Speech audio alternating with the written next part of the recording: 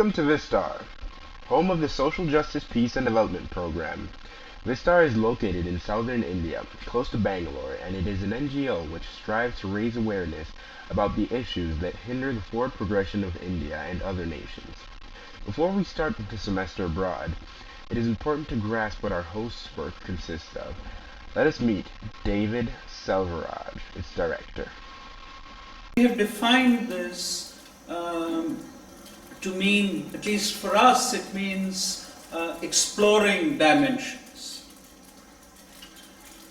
When we established the organization, this was way back in 1994, the idea was that we should provide a space for intellectuals and activists to come together and to explore ideas, because there was this tendency that intellectuals remained in their own citadels and activists in their own corner, and we thought that it would be interesting for these two groups of people and then others to come together and to dialogue, and that dialogue could lead to new ideas, theories, which could then be fed to those who are involved in different struggles for life, for an affirmation of their identities, for explorations of new forms of livelihood, and most certainly those who are fighting for their own dignity. Well, David said it all, but he was very modest. In addition to all those wonderful things, Visthar provides a helping hand to young girls snatched from an archaic system in which they would have been made temple prostitutes had Visthar not intervened. Today, these children receive an education, shelter, and have the opportunity to pursue certain hobbies, such as dance. This is the environment 16 students from America were immersed in during 4 months. One where social justice means everything.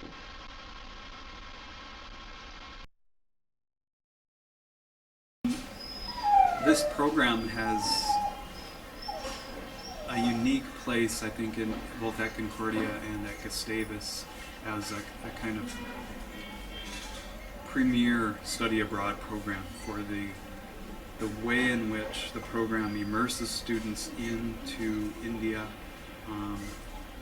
through a combination of what's called action reflection, immersing students into the experience of the people in India, the experts on the particular field, the people affected by the issues, and then stopping to reflect, okay, what have we just seen? What have we just learned? What have we just heard? And then students asking questions and following up and following their. This is how Gustavus and Concordia students went about learning on a day-to-day basis. Hands-on experiences, rather than continuous lectures in classrooms, proved to be a more practical type of knowledge gain, where they underwent challenges and then assessed what the information entailed. Let's see how Nick Wagner from Concordia College likes this process so far. I like it. I mean, as I said before, a lot of it is hands-on stuff. It's more experience learning instead of textbook learning. We don't spend all that many hours in the classroom. I mean, we will be in rooms like classrooms, but it's not like a classroom setting like what we're used to at college. So it's a very different learning experience, but I think it's been very effective so far. So the SJPD program is designed in a way that we use situations in India, be it food sovereignty, be it caste and untouchability, be it tourism, whatever, to use these as a point for discussing issues which go beyond India, to see the role of so-called industrially developed countries, the impact their policies have on India, and how countries like India are responding to this, and how countries like India are fashioning and shaping their own future. That's pretty much what this course is about. A second course that students study is Identity, Resistance and Liberation, a course in which they are actively challenged to engage with difference in race and caste, ethnicity, class, sexual orientation, gender, and then to encourage students to see how they can go beyond just tolerance to dialogue. As David Selvaraj would say, it takes an exceptional student to enroll in this course, as it is no mere trip. Meet Jesse Klein and discover his reasons for enrolling in Social Justice, Peace and Development 2008. Well, I knew that I wanted to study abroad sometime in my college years, but I didn't know exactly where. And I thought that when I got out of college, I wanted to work abroad, maybe in the Peace Corps or something like that. So last year, as I was kind of looking for places to go, and at first I was thinking either maybe Egypt or Tanzania, but those programs didn't really offer the sort of the group or community that this program did. I mean, we have this group that we're part of, and I really thought that was a good thing. I thought I would be more comfortable living in a foreign country for the first time if I were with a group of students from America. And so that's really maybe 50% of the reason I chose this program was for the kind of group that was going on there. The other 50% was because I wanted to kind of experience a third world country. I wanted to know what it was like to live in a third world country and work or study with people that were living in real poverty, because I mean, in Spearfish, South Dakota, you don't really see many people that are living in real poverty. Yeah, for sure. And so that's maybe the other 50% of why I chose this program. And this program specifically addresses those issues, poverty in the third world. Okay.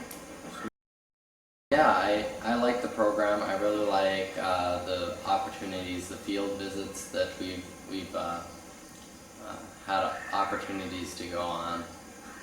It's really been an eye-opening experience. Not so much in the fact that I've never known about these things before, like the poverty or the deprivation or, some of these strange social systems like the Davidasis or things like that.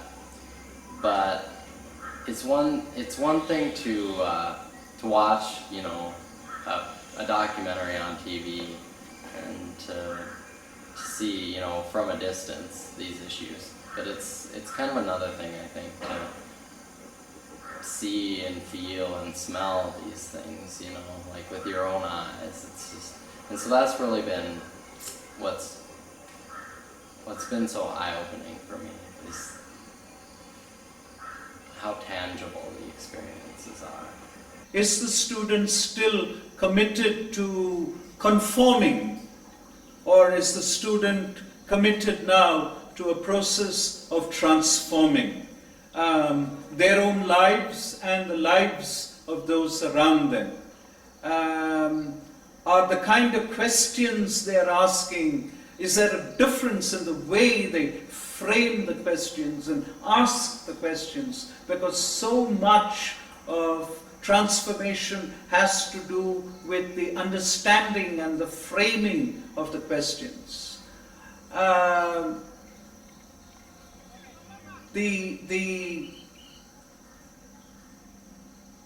The sense of discontent within the students, and simultaneously the yearning to explore alternatives, It does not matter at the end of the day if the student ends up working in a bank or ends up being an environmentalist. The issue is there within the student this willingness and this ability to step outside themselves, to embrace the world, to explore what it means to be a global citizen. And such were the unspoken objectives of this challenging semester, a semester that will forever impact the lives of its participants. As the parting of ways approaches, let's hear some last words from Jonathan Steinwand and Nicholas Wagner. Thank you. It's impossible to come to India and not be affected by the experience. And I think especially people from the developed world who come from a more materialistic world are challenged daily with just some of the daily occurrences in India. I think what I'm feeling is shared by a lot of the group, and I'm feeling sort of nervousness about leaving and going back. We've been here that this has become sort of the normal to us, and now going back is going to be another culture shock, even though it's what we knew before. It's not what we know now. And so I'm excited but also nervous to see how I adapt back to my life. Okay. Do you feel any different from when you got here?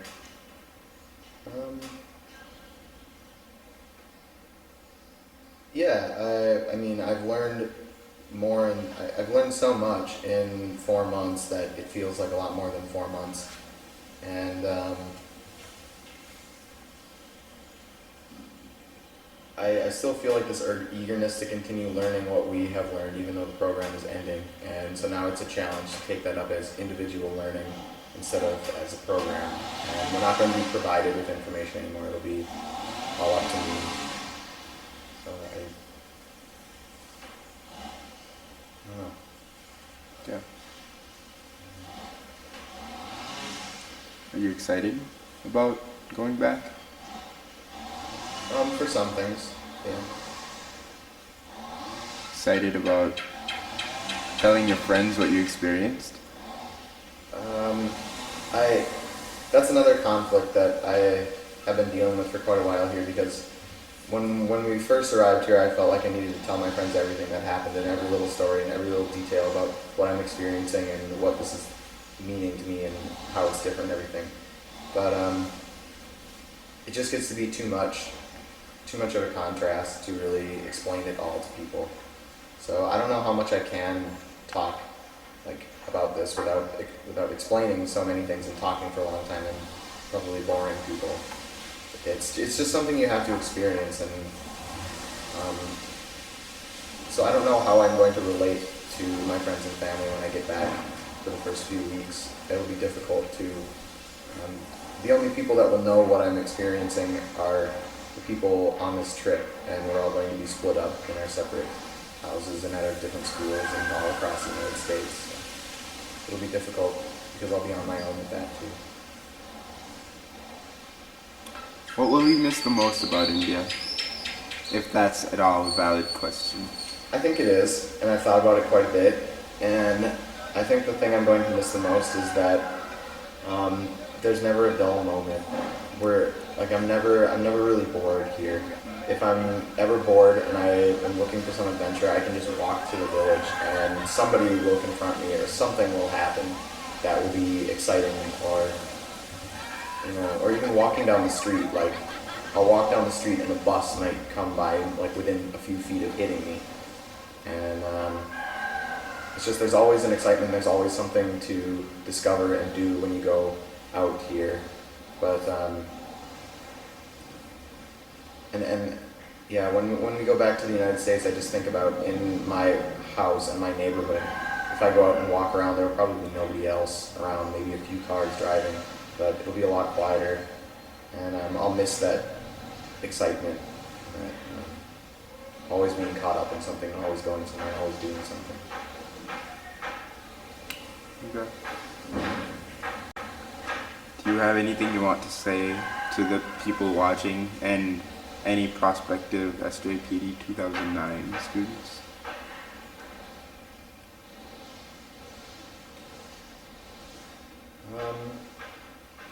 Prospective SJPD students, I would say you should definitely take this trip if you're thinking about it, if you're considering it.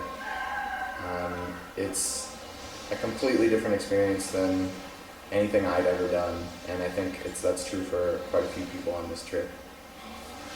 And I would say just if you are committed to being on this program, get ready to let go of all your inhibitions. Just keep that open mind, because it will happen to you. You'll have to let go of everything that you knew, and your beliefs will be challenged a lot, but it will be a very unique and valuable learning experience.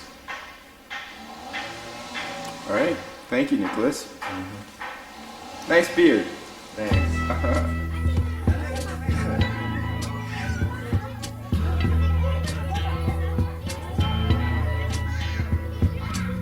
There's something happening here. What it is ain't exactly clear. There's a man with a gun over there, telling me I got to beware. I think it's time we stop, children. What's that sound? Everybody look what's going down.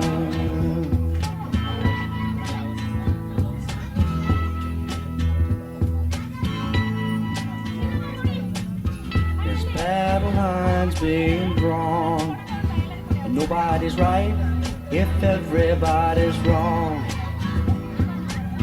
Young people speaking their minds are getting so much resistance from behind. Time we stopped. Hey, what's that sound? Everybody look what's going down. Okay, so one. What a field day for the heat.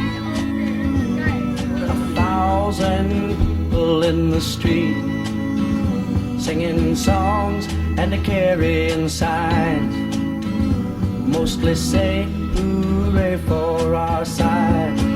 It's time we stop. Hey, what's that sound? Everybody look what's going down.